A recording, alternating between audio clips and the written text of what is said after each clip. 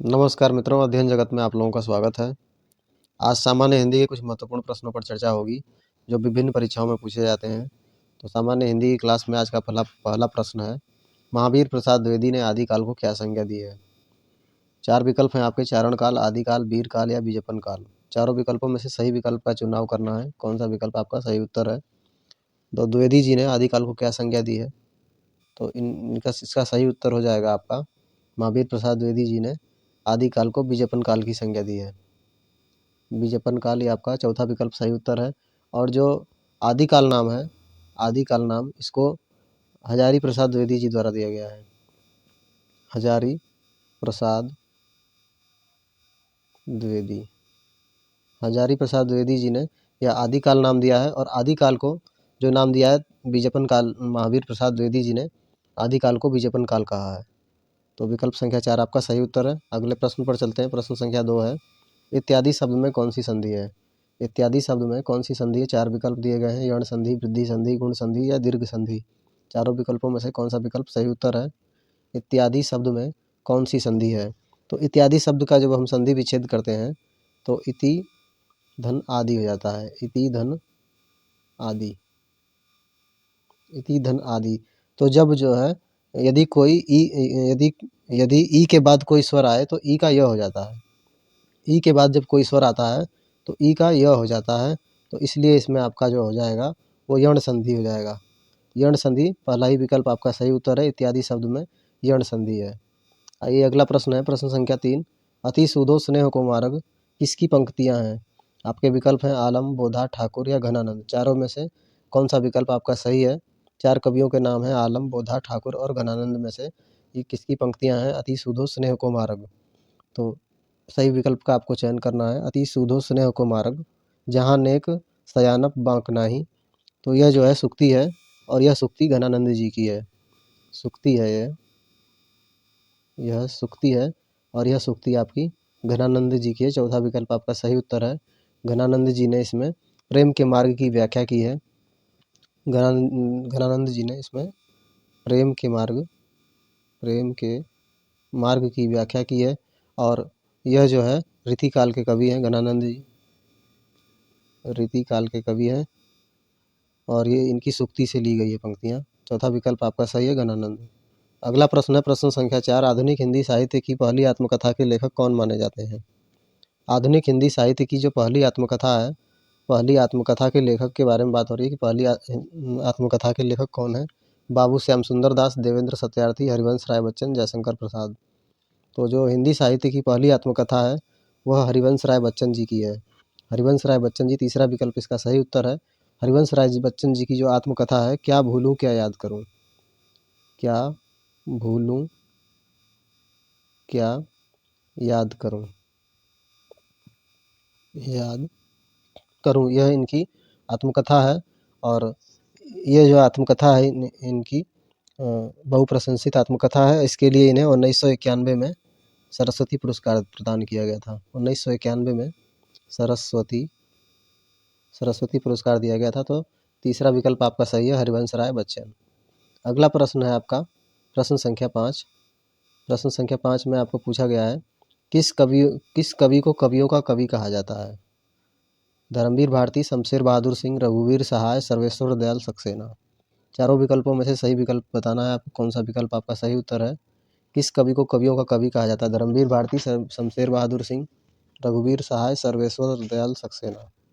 तो इसका सही उत्तर हो जाएगा, कवियों का जो कवि कहा जाता है वो शमशेर बहादुर सिंह को कहा जाता है। दूसरा विकल्प आपका सही है, शमशेर बहादुर सिंह को कवियों का कवि कहा जाता है। इनकी प्रमुख रचनाएं हैं दूसरा तार सप्तक, कुछ कविताएं, कुछ और कविताएं, इतने पास अपने आदि इनकी प्रमुख रचनाएं हैं और शमशेर बहादुर सिंह को कवियों का कवि माना जाता है। अगला प्रश्न है, प्रश्न संख्या 6, चिंतामणि किसका निबंध संग्रह है? चिंतामणि किसका निबंध संग्रह है? 4 विकल्प हैं आपके, बाल मुकुंद गुप्त, हजारी प्रसाद द्विवेदी, रामचंद्र शुक्ल, श्याम सुंदर दास। चारों विकल्पों में से सही विकल्प बताना है, कौन सा सही विकल्प है। तो चिंतामणि जो ग्रंथ है यह है आपका, यह निबंध संग्रह है, यह रामचंद्र शुक्ल जी का है। आचार्य रामचंद्र शुक्ल जी का यह निबंध संग्रह है। और इसमें जो है 3 भाग हैं। 3 भागों में यह संकलित है और यह जो है 1939 में प्रकाशित हुआ था।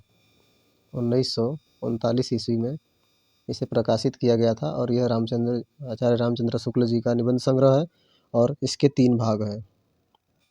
अगला प्रश्न है प्रश्न संख्या 7। काशी नागरी प्रचारिणी सभा की स्थापना किस वर्ष हुई थी?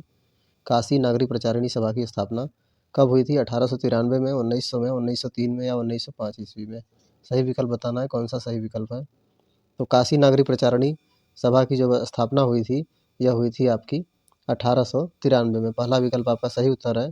काशी नागरी प्रचारिणी सभा की स्थापना 1893 ईस्वी में हुई थी और इसका जो है हिंदी के विकास में बहुत ही महत्वपूर्ण योगदान है नागरी प्रचारिणी सभा का और इंडियन प्रेस का भी इसमें बहुत बड़ा योगदान है।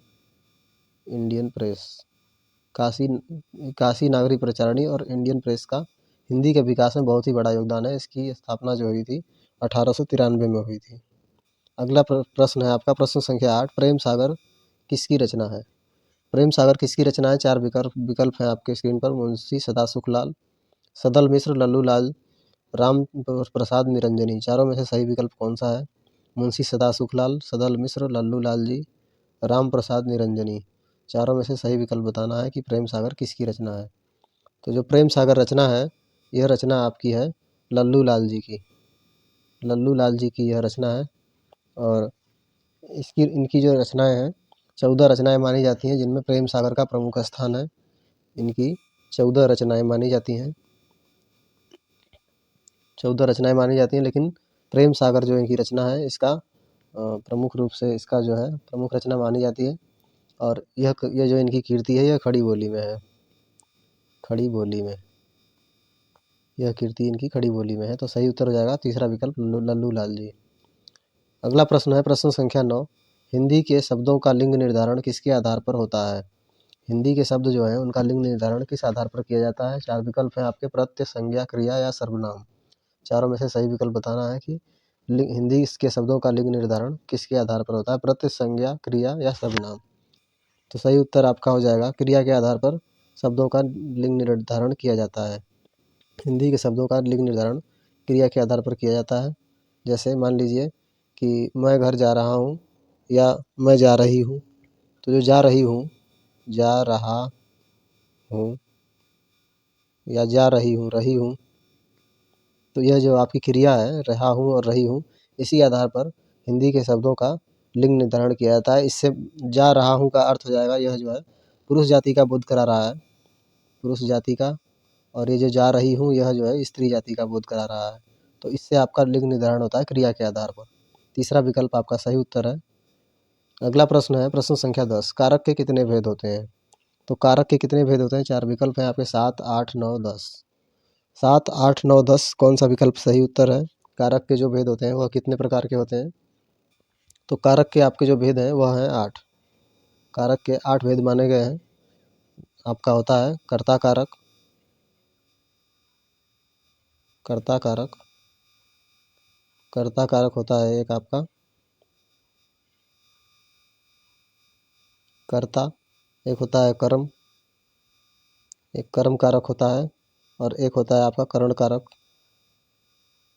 करण कारक एक होता है। चौथा आपका संप्रदान कारक, संप्रदान, आपादान,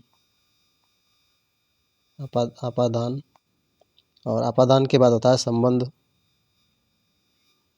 आपादान के बाद संबंध कारक होता है, संबंध के बाद होता है अधिकरण, अधिकरण कारक, और अंतिम है आपका 8वां संबोधन कारक। तो ये जो है 8 कारक होते हैं। सही विकल्प आपका दूसरा विकल्प सही है 8। हिंदी में जो है कारक के जो भेद हैं वो 8 प्रकार के होते माने गए हैं। कर्ता कारक, कर्म कारक, करण कारक, संप्रदान कारक, आपादान कारक, संबंध कारक और अधिकरण कारक, और अंतिम है संबोधन कारक। तो ये थे आज के महत्वपूर्ण प्रश्न। आज के महत्वपूर्ण प्रश्नों की श्रृंखला यहीं समाप्त होती है। अगले कुछ और महत्वपूर्ण प्रश्नों की श्रृंखला के साथ आपसे पुनः मिलेंगे।